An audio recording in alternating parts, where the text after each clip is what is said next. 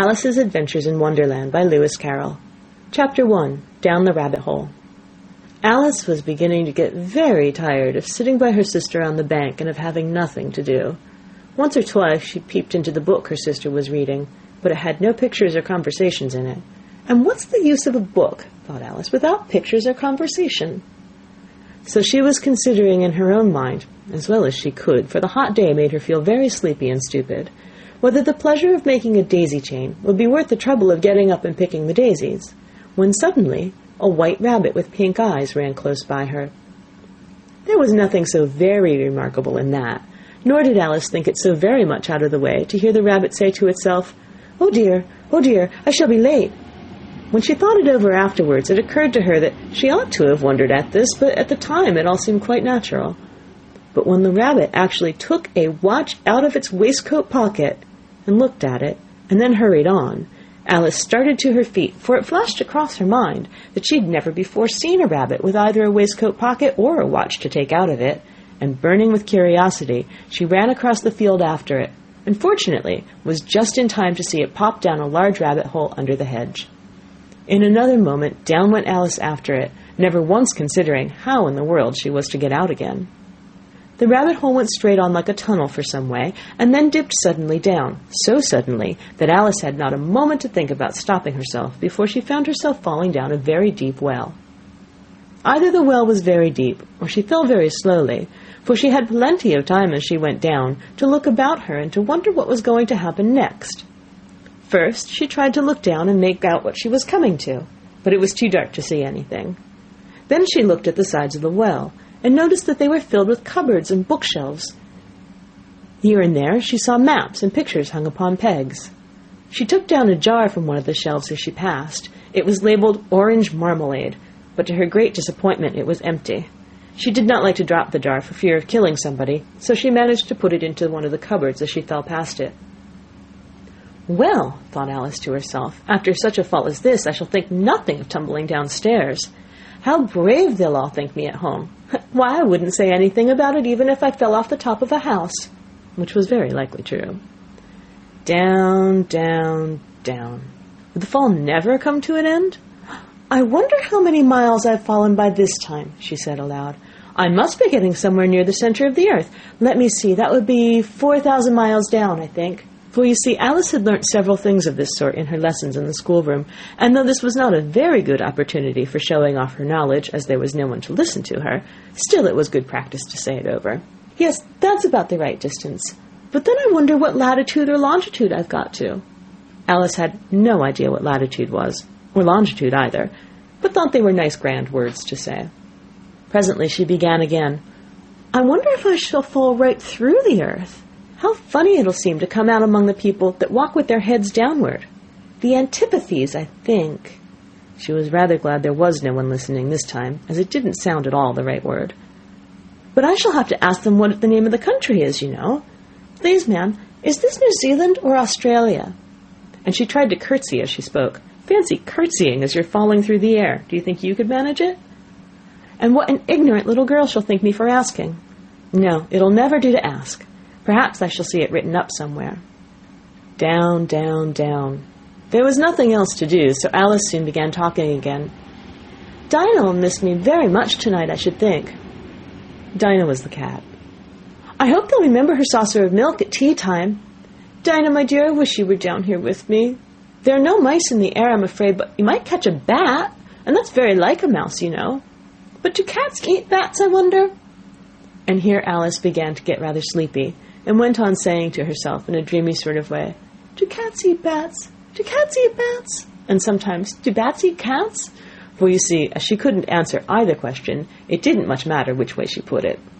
She felt that she was dozing off, and had just begun to dream that she was walking hand in hand with Dinah, and saying to her very earnestly, Now, Dinah, tell me the truth, did you ever eat a bat?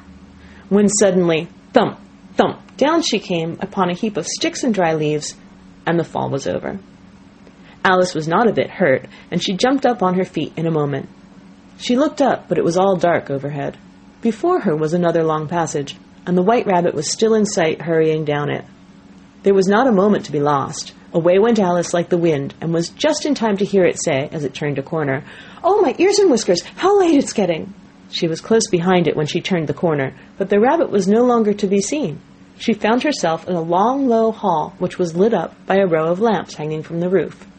There were doors all around the hall, but they were all locked, and when Alice had been all the way down one side and up the other, trying every door, she walked sadly down the middle, wondering how she was ever to get out again. Suddenly she came upon a little three-legged table, all made of solid glass. There was nothing on it except a tiny golden key, and Alice's first thought was that it might belong to one of the doors of the hall.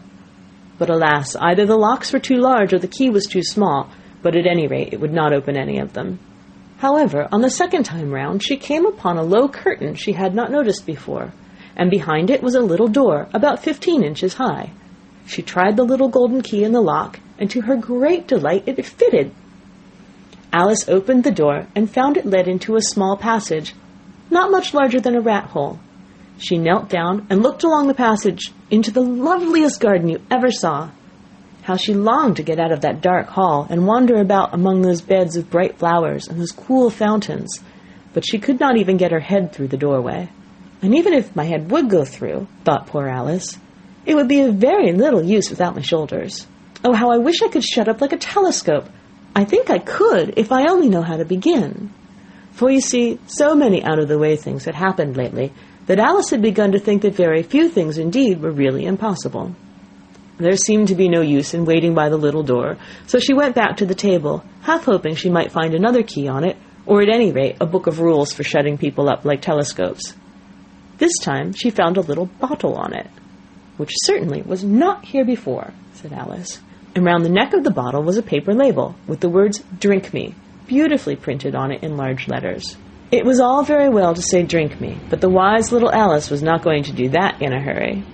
"No, I'll look first," she said, "and see whether it's marked poison or not," for she had read several nice little histories about children who'd gotten burnt and eaten up by wild beasts and other unpleasant things, all because they would not remember the simple rules their friends had taught them, such as that a red-hot poker will burn you if you hold it too long, and that if you cut your finger very deeply with a knife, it usually bleeds. And she had never forgotten that if you drink much from a bottle marked poison, it's almost certain to disagree with you sooner or later. However, this bottle was not marked poison, so Alice ventured to taste it, and finding it very nice, it had, in fact, a sort of mixed flavor of cherry tart, custard, pineapple, roast turkey, toffee, and hot buttered toast. She very soon finished it off. "What a curious feeling," said Alice. "I must be shutting up like a telescope." And so it was indeed.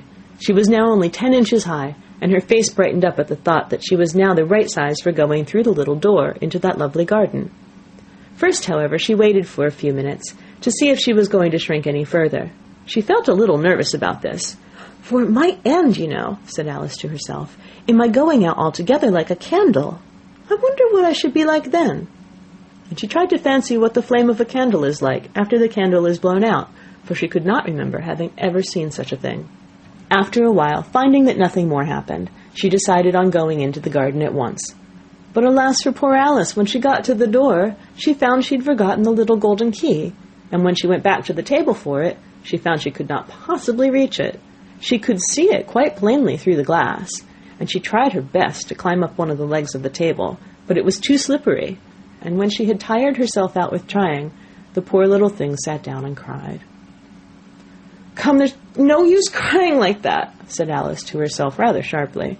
"I advise you to leave off this minute." She generally gave herself very good advice, though she very seldom followed it, and sometimes she scolded herself so severely as to bring tears into her eyes. She once remembered trying to box her own ears for having cheated herself in a game of croquet she was playing against herself, for this curious child was fond of pretending to be two people. "But it's no use now," thought poor Alice, "to pretend to be two people. Why, there's hardly enough of me to make one respectable person." Soon her eye fell on a little glass box that was lying under the table. She opened it, and found in it a very small cake, on which the words "Eat me" were beautifully marked in currants. "Well, I'll eat it," said Alice, "and if it makes me grow larger, I can reach the key, and if it makes me grow smaller, I can creep under the door. So either way I'll get into the garden, and I don't care which happens." She ate a little bit, and said anxiously to herself, "Which way? Which way?" holding her hand on the top of her head to feel which way it was growing, and she was quite surprised to find that she remained the same size. To be sure, this generally happens when one eats cake, but Alice had gotten so much into the way of expecting nothing but out-of-the-way things to happen that it seemed quite dull and stupid for life to go on in the common way. So she set to work, and very soon finished off the cake. End of Chapter 1. Read by Krista McQuillan, Tokyo, Japan, November 15th, 2005.